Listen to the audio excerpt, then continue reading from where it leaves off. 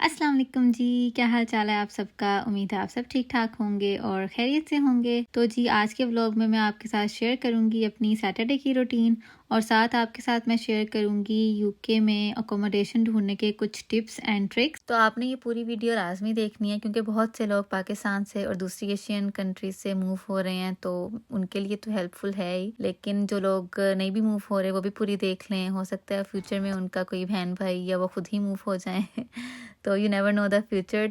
जैसा कि आप लोगों को पता ही है कि आजकल हर कंट्री में इन्फ्लेशन चल रही है और जो प्राइसेस हैं वो पीक पे हैं और यूके तो बहुत ज़्यादा क्राउडेड हो गया है, तो यहाँ पर अकोमोडेशन ढूंढना बहुत मुश्किल हुआ है। और अकोमोडेशन भी मिल जाती है, नामुमकिन तो कुछ भी नहीं है, बस थोड़ी जान मारनी पड़ती है, थोड़ा सर्च करना पड़ता है, थोड़ा जाना आना पड़ता है, तो मिल जाती है अकोमोडेशन भी। जाहिर है जो यहाँ तक ले आया उसने आगे रहने का भी तो कुछ ना कुछ सोचा ही होगा ना आपके लिए। तो जी अब हम आ जाते हैं कि आपने अकोमोडेशन ढूंढनी कहाँ पे है और कैसे हैं। तो सबसे पहले आ जाती है फेसबुक पर जो मार्केट प्लेस है, वहाँ पर आप अपनी लोकेशन डालें और वहाँ पर आपको काफ़ी ज़्यादा ऑप्शंस मिल जाती हैं। अगर आपको शेयर्ड अकोमोडेशन चाहिए या आपको पूरा घर चाहिए, और ऐसे ही कुछ ऐप्स भी हैं जैसे spare room, right to move, house for rent in UK, Zoopla etcetera, तो आप उन पे भी जाकर देख सकते हैं। तो जी अब बात आ जाती है कि आपने अपने लिए कैसे अकोमोडेशन सेलेक्ट करनी है। तो यहाँ पर ना 4 से 5 तरह के जो है ना आपको घर मिल जाते हैं, जिसमें से आपने अपने लिए सिलेक्ट करना हो जो आपके लिए सुटेबल हो, जो आपके अंडर बजट हो। तो उसमें सबसे पहले आ जाता है डीटैच हाउस। अच्छा, डीटैच हाउस में क्या होता है ना कि आपका बैकयार्ड काफ़ी आपको बड़ा मिल जाता है, फ्रंट भी आपको अच्छा मिल जाता है, और जो है ना लेफ्ट राइट में किसी घर की वॉल आपके घर के साथ अटैच नहीं हो रही होती है, तो जिस वजह से आपको कोई प्राइवेसी का इशू नहीं होता। लेकिन जो डीटैच हाउस होता है ना उसका जो है ना रेंट भी अच्छा खासा होता है, मतलब 1500 पाउंड से स्टार्ट हो रहा होता है। तो जो हमारी एशियन कंट्रीज से जो लोग आते हैं ना वो ऐसे घर प्रेफर नहीं करते हैं। और डीटैच हाउस का एक जो है नेगेटिव पॉइंट ये भी है कि लेफ्ट राइट में तो कोई घर होता नहीं है, तो ये घर जो है ना ठंडे भी बहुत जल्दी हो जाते हैं, तो आपको हीटिंग वगैरह ज़्यादा चलानी पड़ती है, जिस वजह से आपको जो है बिल वगैरह भी ऑब्वियसली ज़्यादा आते हैं। तो ये जी था डीटैच हाउस। अब हम नेक्स्ट आ जाते हैं सेमी डीटैच हाउस पर।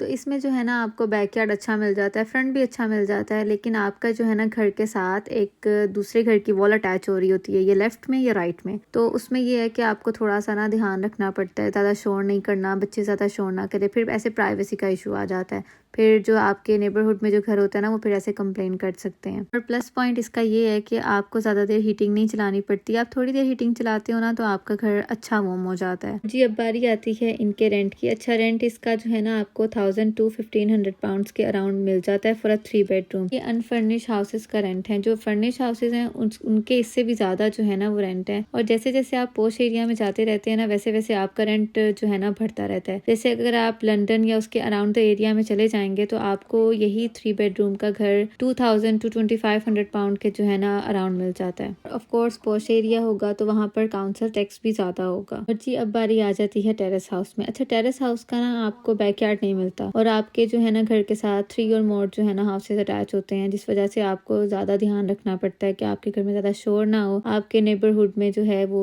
लोग डिस्टर्ब ना हो, ताकि वो आपकी कंप्लेन ना करें ना। और इसका रेंट होता है 800 to 1000 पाउंड के अराउंड। अच्छा, ये वैसे टेरेस हाउस सूटेबल है मतलब कपल्स के लिए या बस उनका एक बेबी हो ना तो उन लोगों के लिए सूटेबल है, क्योंकि वो फिर बच्चे बड़े होते हैं ना वो ज़्यादा शोर करते हैं। अगर एक बेबी है तो वो फिर इतना शोर भी नहीं करते, या कपल है खाली वो भी जाहिर है वो क्या शोर करेंगे। तो ऐसे जो है ना आने वाले लोगों के लिए ऐसे टेरेस हाउस अच्छा रहता है। फ्लैट भी अच्छी ऑप्शन है। फ्लैट में ये है कि आपको एक बेडरूम का जो है ना अपार्टमेंट या आप स्टूडियो अपार्टमेंट कह लें उसे, तो वो आपको 650 to 900 पाउंड के जो है ना अराउंड में मिल जाता है। लेकिन अपार्टमेंट का जो नेगेटिव पॉइंट है ना कि आपको प्राइवेसी का जो है ना ज़्यादा इशू होता है, आपको जो है ना ज़्यादा ध्यान रखना पड़ता है कि आपकी आवाज़ एक से दूसरे घर में ना जाए, क्योंकि यहाँ के घर जो है ना वो आइसोलेटेड होते हैं, तो आपकी जो है ना आवाज़ एक कमरे से दूसरे कमरे में, एक घर से दूसरे घर, एक फ्लैट से दूसरे फ्लैट बहुत जल्दी जो है ना क्रॉस हो जाती है। तो वो फिर ऐसे ना नेबरहुड में फिर लोग कंप्लेन भी कर देते हैं। और अगर ऑफ कोर्स फ्लैट होगा तो उसमें ये ज़्यादा इशू होगा, तो उसमें आपको इस चीज़ का काफ़ी ध्यान रखना पड़ता है। और साथ में इसका एक और नेगेटिव पॉइंट ये भी है, आपको बिन जो है ना वो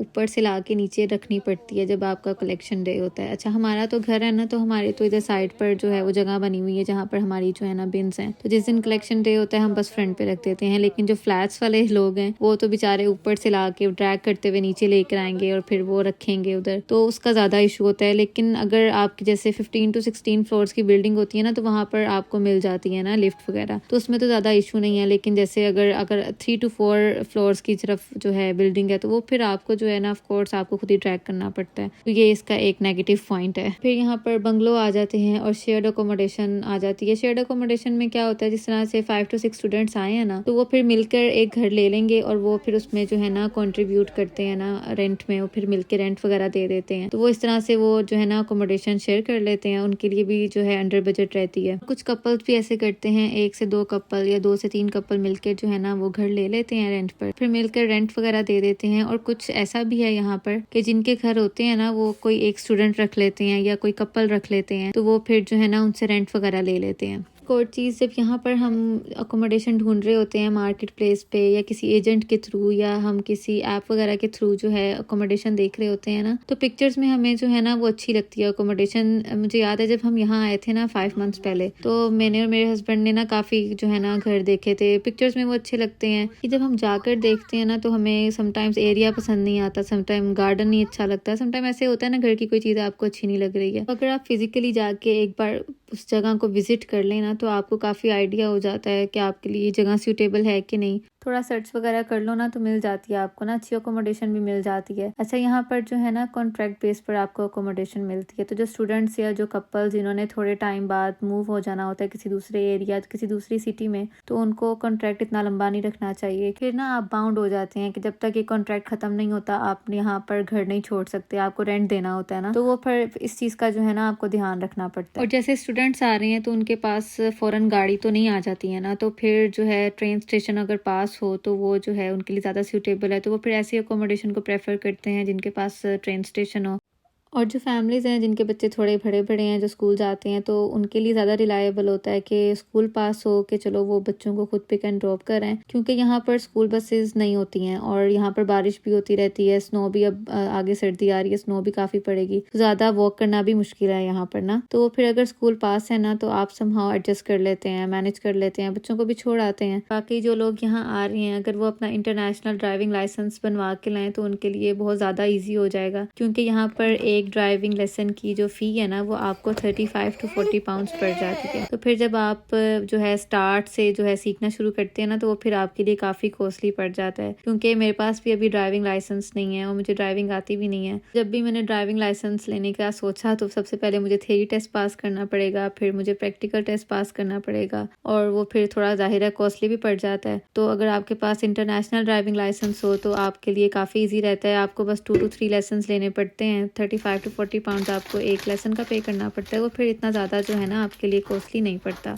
और जो लोग यहाँ आके फ़ौरन जॉब स्टार्ट करना चाहते हैं, उनके लिए तो ये और भी ज़्यादा इंपॉर्टेंट है, क्योंकि यहाँ पर जो कुछ और जॉब्स होती है ना, उनकी रिक्वायरमेंट होती है कि आपके पास ड्राइविंग लाइसेंस होना चाहिए, आपको ड्राइविंग आनी चाहिए। तो ये थी कुछ इन्फॉर्मेशन जो कि मुझे काफ़ी टाइम से लोग कह रहे थे कि आप अपने जो है व्लॉग में कवर करें, तो आज के व्लॉग में मैंने फाइनली वो कर लिया है। तो जी अब बात कर लेते हैं आज की रूटीन के बारे में। सुबह इनको मैंने नाश्ता वगैरह करवाया था और फिर जो है मेरे हस्बैंड लेके आए हुए थे मेथी, वो मैंने बनाई। फिर हम ग्रोसरी के लिए चले गए। चिकन मैंने पहले से मैरिनेट करके रखा हुआ था, आए थे तो बहुत भूख लगी हुई थी। फिर जल्दी जल्दी बारबेक्यू बनाया और खाना शाना खाया। और अगर इस व्लॉग में आपके लिए कुछ भी इन्फॉर्मेटिव हो तो इसे लाइक करना नहीं भूलिएगा। Stay positive, stay away from the negative people. मिलते हैं जल्द ही नेक्स्ट व्लॉग में, तब तक के लिए अपना बहुत सारा ख्याल रखिएगा। अल्लाह हाफ़िज़।